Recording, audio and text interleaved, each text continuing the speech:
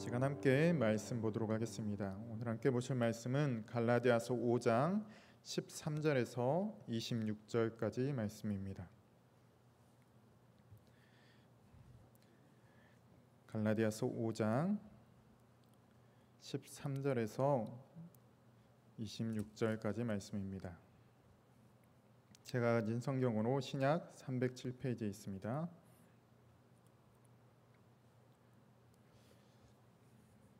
다 찾으신 줄 알고 한 절씩 교독하도록 하겠습니다.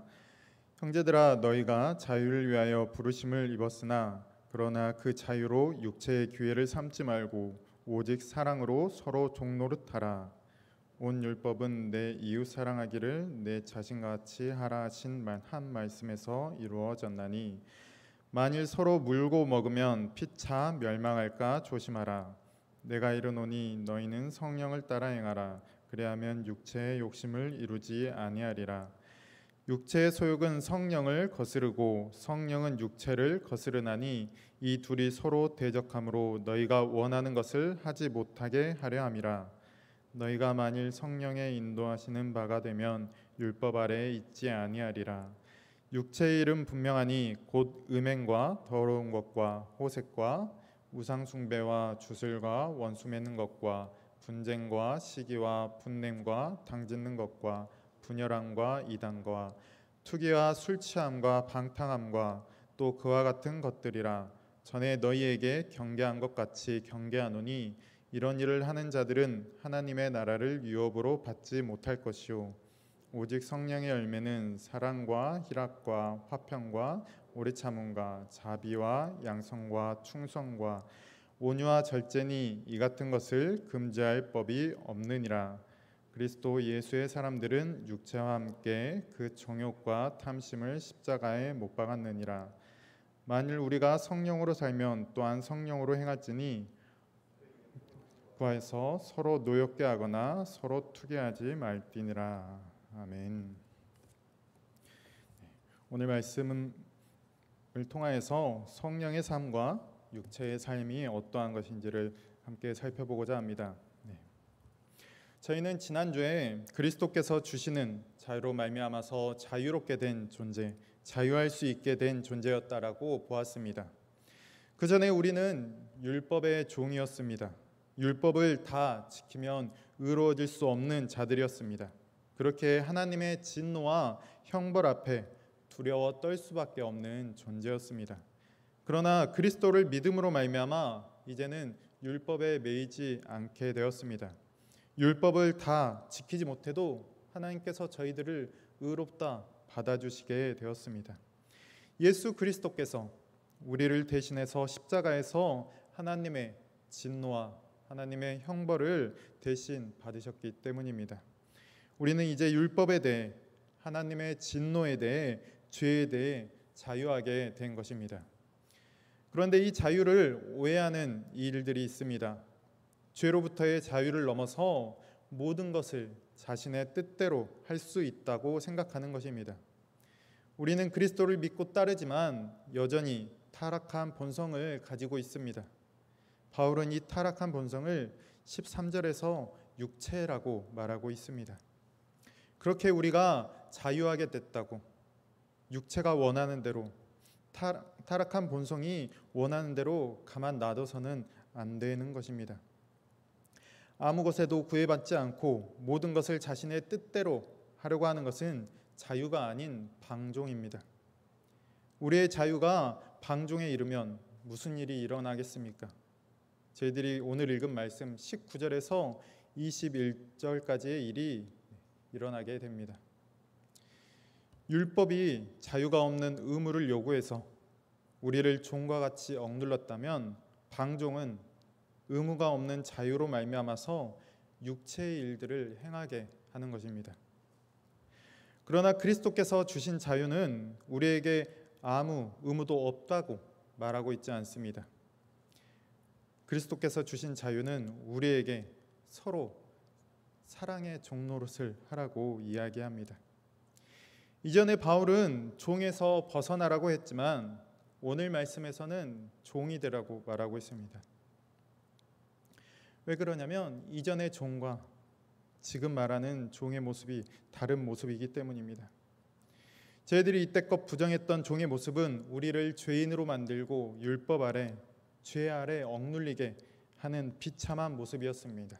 하지만 오늘 말씀에서 말하는 종은 사랑으로 서로 종노릇하는 것입니다. 종노릇을 하라, 섬기고 낮은 자리에 있으라는 것입니다.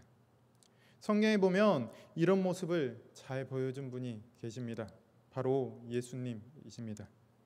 예수님의 탄생, 그리고 그가 복음을 전하면서 보여주셨던 모습, 그리고 죽음까지 그의 생애를 돌아보면 높아지고 섬김을 받는 자리가 아니라 오히려 섬기는 자리에 있었습니다. 다른 사람들이 외면하고 멀리하는 그러한 사람들을 만나고 다니셨습니다. 저희들이 그러한 예수님의 삶을 닮아가야 한다는 것입니다. 저희는 낮은 자리보다 높은 자리, 이름 없이 섬기기보다 이름을 드러내기 더욱 원합니다. 예수님을 따라다니며 한 자리라도 얻어보려고 했던 제자들과 같이 우리들 또한도 그러한 모습으로 살아가려고 노력하고 있습니다. 그리고 때론 이보다 더 영악해지기도 합니다. 교회에서 누군가는 섬기고 낮은 자리에 거하려고 노력합니다. 최선을 다해서 섬기려고 합니다. 그런데 그 마음 가운데는 스스로 그런 자신을 높이는 경우 또한 있습니다.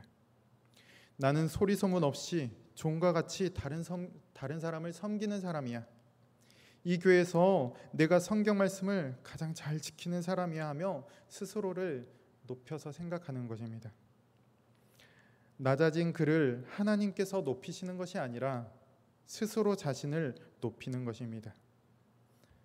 눈에 보이지 않을 뿐 이름이 드러나기를 원하는 것은 동일한 것입니다. 그런데 참 어려운 문제인 것 같습니다. 그러면 도대체 우리가 어떻게 해야 되느냐 생각되어지기도 합니다. 그래서 오늘 말씀에서는 종노릇을 하되 사랑으로 하라고 이야기를 해주고 있습니다. 저희가 새벽에 고린도전서를 통해서 사랑에 대해서 살펴보았습니다. 사랑장인 13장 3절에 보면 내가 내게 있는 모든 것으로 구제하고 또 내 몸을 불사르게 내어줄지라도 라고 말합니다. 다른 사람을 위해 모든 재물, 내 목숨까지도 내어줄 수 있습니다. 무엇을 위해서 할 수 있습니까? 결국에는 자신을 드러내기 위해서 그러한 일을 했던 것입니다. 섬기고 낮아지는 길을 간다고 갔지만 자신을 높이기 위해서 그 일들을 행했던 것입니다. 사랑이 없는 그런 섬김을 성경에서는 아무 유익이 없다라고 말합니다.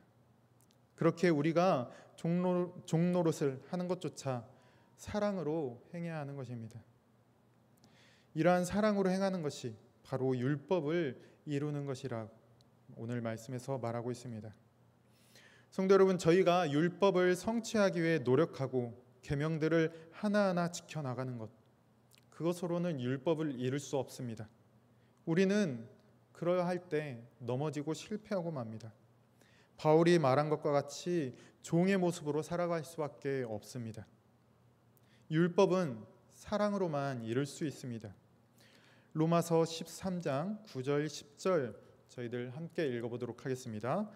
간음하지 말라, 살인하지 말라, 도둑질하지 말라, 탐내지 말라 한 것과 같이 그 외에 다른 계명이 있을지라도 네 이웃을 내 자신과 같이 사랑하라 하신 그 말씀 가운데 다 들었느니라.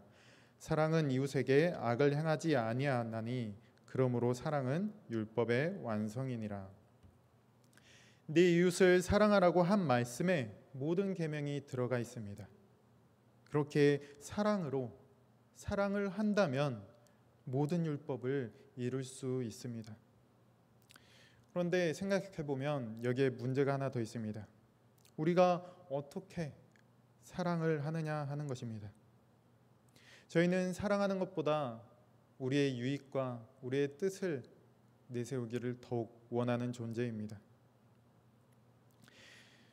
15절에서처럼 사랑보다 서로 물고 먹이려는 모습이 더 많이 우리들 가운데서 나타납니다. 그런 우리에게 필요한 것은 무엇입니까? 내 힘과 노력이 아닌 성령을 따라 살아가는 것입니다. 오늘 말씀 16절, 17절 말씀 함께 읽어보도록 하겠습니다.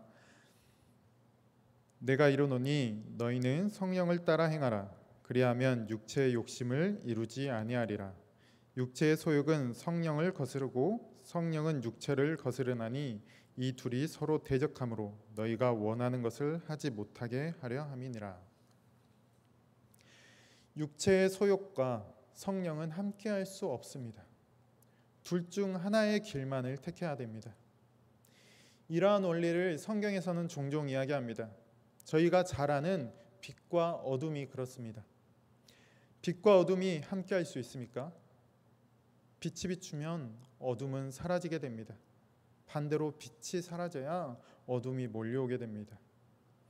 갈라디아서에서는 이 빛과 어둠을 성령과 육체로 이야기하고 있습니다. 그리고 우리가 어둠이 아닌 빛에 거해야 하는 것처럼 육을 따라 살지 말고 성령을 따라 살라고 말합니다. 17절에서 분명하게 말합니다. 육체를 따르는 것은 성령을 거스르는 것이다. 반대로 성령을 따르는 것은 육체를 거스르는 것이다. 둘은 함께할 수 없습니다. 내 안에 육체의 소욕이 채워져 있다면 성령을 거부하게 됩니다. 반대로 내 안에 성령님이 계시다라고 한다면 육체의 소욕을 거부하게 되는 것입니다. 두 개를 함께 붙잡고 살아갈 수 없는 것입니다. 이 중에서 한쪽을 택해야 하는 것입니다. 성도님들, 박쥐에 관련한 이솝우화를 알고 계십니까? 동물들과 새들 가운데 싸움이 났습니다. 그때 박쥐가 어떻게 행동을 합니까? 동물들이 유리하면 동물들의 편을 들었다가 새들이 유리하면 새들의 편에 섭니다. 박쥐는 이 이야기에서 어느 한 편을 정하지 못하고 자신이 유리한 쪽으로만 서려고 계속해서 왔다 갔다 하는 모습을 보입니다. 이 세상에서의 우리의 모습이 이와 같을 수 있습니다. 때론 하나님을 섬기고 따르는 것이 나에게 유익이다 생각이 되어지면 하나님을 잘 섬기는 모습을 행하지만 때론 하나님을 믿는 것이 나에게 불이익을 준다라고 한다면 하나님을 믿지 않는 것처럼 세상 사람들과 동일하게 살아가기도 합니다. 스스로는 아니다라고 할 수 있습니다. 하지만 저희는 알게 모르게 그러한 삶을 살아오고 있습니다. 성도 여러분, 여러분들은 지금 성령을 따르는 것과 육체를 따르는 것, 이 중에 어떤 것을 택하여 살아가고 있으십니까? 그리고 앞으로 어떤 것을 택하여 살아가길 원하십니까? 저희는 머리로 잘 알고 있습니다. 성령을 따라 살아야 한다. 비록 지금 육체의 욕심을 따라 살아가고 있다 하더라도 성령을 따라 살아야 한다는 것 잘 알고 있습니다. 그런데 저희가 정말로 그것을 원하는지, 정말로 그러한 삶을 살고자 하는지는 생각을 해봐야 합니다. 우리 함께 19절에서 21절 말씀 함께 읽어보도록 하겠습니다. 육체의 일은 분명하니 곧 음행과 더러운 것과 호색과 우상 숭배와 주술과 원수 맺는 것과 분쟁과 시기와 분냄과 당짓는 것과 분열함과 이단과 투기와 술 취함과 방탕함과 또 그와 같은 것들이라. 전에 너희에게 경계한 것 같이 경계하노니 이런 일을 하는 자들은 하나님의 나라를 유업으로 받지 못할 것이요. 방금 저희들이 읽은 육체를 따르는 삶의 모습은 그리스도인뿐만 아니라 예수를 믿지 않는 사람이어도 좋아하지 않을 내용들이 많이 있습니다. 그렇다고 해서 내용이 좋지 않다라고 해서 그들이 성령을 따르느냐, 그리스도를 믿지 않는 사람들이 이것들을 피해서 살아간다라고 해서 그들이 성령을 따르느냐, 그렇지 않습니다. 그들은 성령을 따라 살아가는 것이 아닙니다. 왜 그렇습니까? 그것은 성령의 열매가 그들 가운데 없기 때문입니다. 22절, 23절에서 말하는 성령의 열매가 우리의 삶 가운데 있어야지 우리는 육체를 따르지 않는 것입니다. 저희 22절, 23절 말씀 성령의 열매가 무엇인지 다들 잘 아시겠지만 다시 한번 읽어보도록 하겠습니다. 오직 성령의 열매는 사랑과 희락과 화평과 오래 참음과 자비와 양성과 충성과 온유와 절제니 이 같은 것을 금지할 법이 없느니라. 그리스도인이라고 한다면 이 성령의 열매가 삶 가운데 나타나야 하는 것입니다. 앞에서 이야기했던 죄들이 우리의 삶 가운데 나타나는 것이 아니라 성령의 열매를 저희들 가운데 품고 나타내야 하는 것입니다. 성도 여러분, 여러분들의 삶 가운데서는 육체의 일과 성령의 열매 가운데 어떠한 것이 나타나고 있습니까? 로마서 7장 18절과 19절 함께 말씀 읽어보도록 하겠습니다. 내 속 곧 내 육신에 선한 것이 거하지 아니한 줄을 아노니 원함은 내게 있으나 선을 행하는 것은 없노라. 내가 원하는 바 선은 행하지 아니하고 도리어 원하지 아니하는 바 악을 행하는도다. 저희들은 성령의 열매를 맺고 싶어 합니다. 그러나 그러지 못하는 경우들이 너무나도 많습니다. 세상 사람이라면 몰라도 그리스도를 믿는 교회를 다니는 사람이라고 한다면 죄된 삶을 벗어버리고 싶어 합니다. 그런데 저희들이 방금 읽은 말씀처럼 잘 되지 않습니다. 원하기는 성령의 열매를 맺는 삶을 원하는데 우리의 삶 가운데서는 자꾸 죄가 드러납니다. 분명 선한 것을 원하는데 왜 저희 가운데서 죄된 것이 계속해서 나타나는 것일까요? 로마서 7장 17절 말씀 함께 읽도록 하겠습니다. 이제는 그것을 행하는 자가 내가 아니요 내 속에 거하는 죄니라. 우리 속에 죄가 남아있기 때문에 그렇다라고 말합니다. 이것은 오늘 갈라디아서 말씀 13절에서 말하는 육체, 타락한 본성을 여전히 가지고 있기 때문입니다. 그래서 기회만 되면, 틈만 나면 저희들은 성령의 열매보다는 육체가 원하는 것을 원하고 그것들이 우리 속에서 나타나는 것입니다.